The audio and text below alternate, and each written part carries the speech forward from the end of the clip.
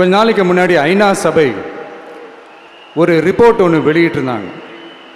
அது கூட தினத்தந்தி நியூஸில் கூட வந்துச்சு. உடனே கூகுள் பண்ணி எதுவும் தேடாதீங்க, உங்கள் ஏஜென்சி வச்சு எதுவும் சர்வே கிருவே எடுக்காதீங்க. எதுக்கு உங்களுக்கு சிரமம்? நானே என்னன்னு சொல்கிறேன்.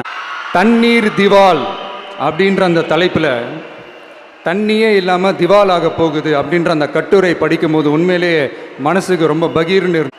இந்தியாவிலேயே அது முக்கியமாக நம்ம தமிழ்நாட்டில் இன்னும் கொஞ்ச காலத்திலேயே தண்ணியே இல்லாமல் திவாலாக போகுதான்.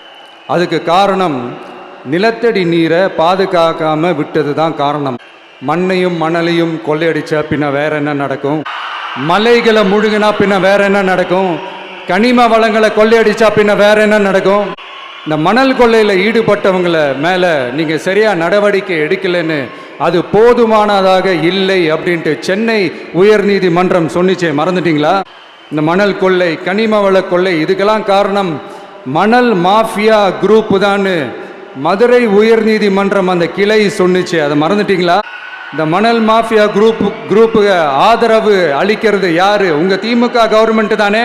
அது இல்லைன்னு சொல்ல முடியுமா? அவங்களோட டீலிங்ல இருக்கிறது யாரு? நீங்க தானே. அது இல்லைன்னு சொல்ல முடியுமா? தண்ணி திவாலாக போகுது, மணல் திவாலாக போகுது, கனிம வளம் திவாலாக போகுது. மொத்தத்தில் உங்கள் ஆட்சியில் தமிழ்நாடு திவாலாக போகுது. கடன் மேலே கடன் வாங்கிட்டு உங்கள் கவர்மெண்ட்டே குப்புரட்சி படுத்துக்குச்சு. உங்ககிட்ட பேசுறதும் ஒன்று தான்.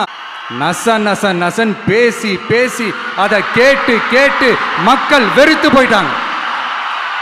உருப்படியா ஏதாவது யோசிங்கயான்னு மக்கள் நினைக்கிறத யாருக்கு தெரியுதோ தெரியலையோ, எனக்கு அது நல்லாவே தெரியுது.